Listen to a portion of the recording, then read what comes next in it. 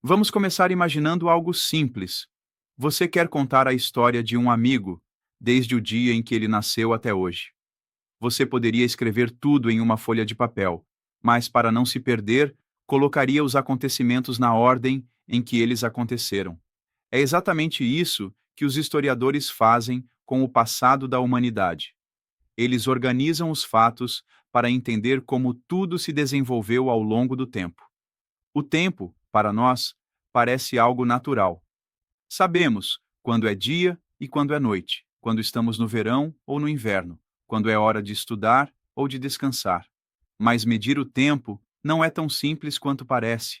Desde a pré-história, os seres humanos tentam encontrar maneiras de registrar e organizar a passagem do tempo.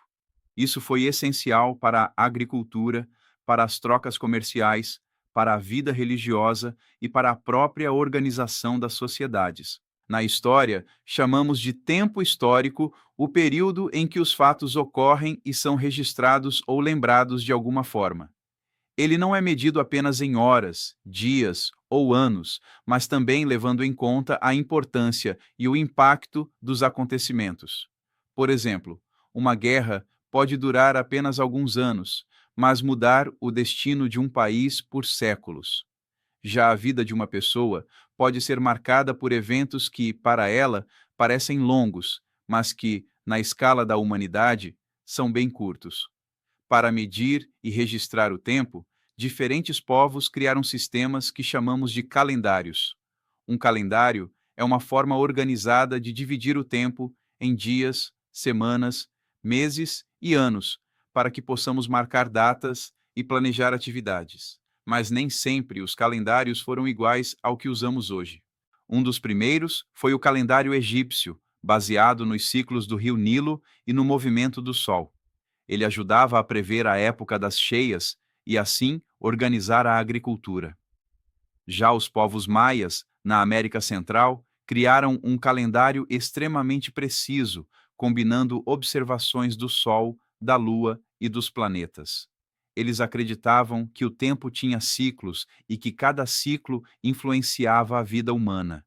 Na Europa, durante a Idade Média, era comum o uso do calendário juliano, criado na Roma Antiga por ordem de Júlio César.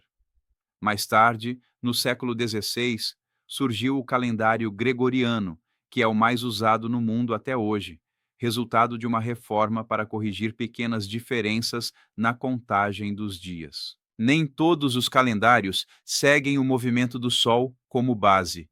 Alguns povos adotaram calendários lunares, que se orientam pelas fases da Lua, como é o caso do calendário islâmico. Outros utilizam sistemas mistos, combinando Sol e Lua, como o calendário hebraico. Isso mostra que medir o tempo é também uma questão cultural.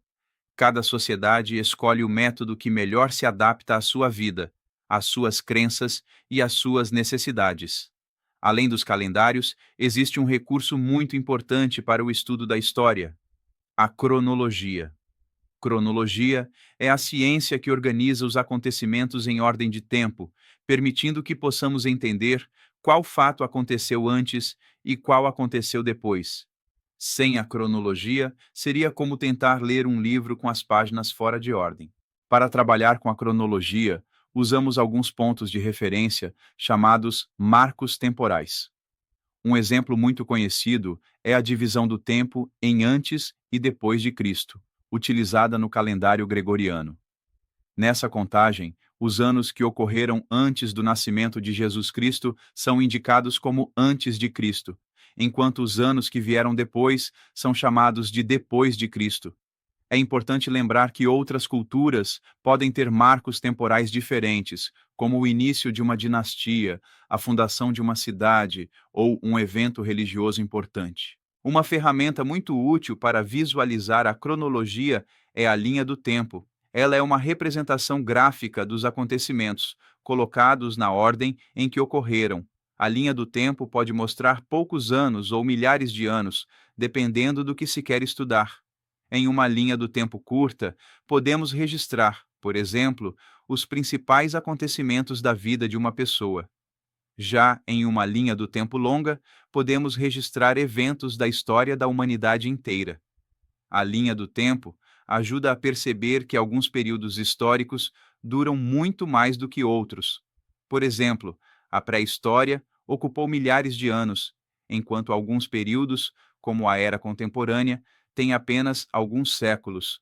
Também nos ajuda a entender que, em diferentes lugares do mundo, acontecimentos importantes podem ocorrer ao mesmo tempo, mesmo que não tenham relação direta entre si. Outra questão importante é que o tempo histórico não é sentido da mesma maneira por todos. Em uma comunidade indígena, por exemplo, o tempo pode ser medido pelas estações e pelas colheitas, enquanto em uma grande cidade ele é marcado pelos compromissos e pelo relógio. Isso significa que o modo como percebemos e organizamos o tempo também faz parte da cultura e da vida em sociedade. Assim, compreender o tempo histórico, os calendários, a cronologia e a linha do tempo é fundamental para estudar o passado. Sem essas ferramentas, seria impossível organizar os fatos e compreender a relação entre eles. O tempo é como um grande fio condutor que liga todos os momentos da história, desde os mais distantes até os mais recentes, permitindo que possamos entender como chegamos até aqui e imaginar o que poderá acontecer no futuro.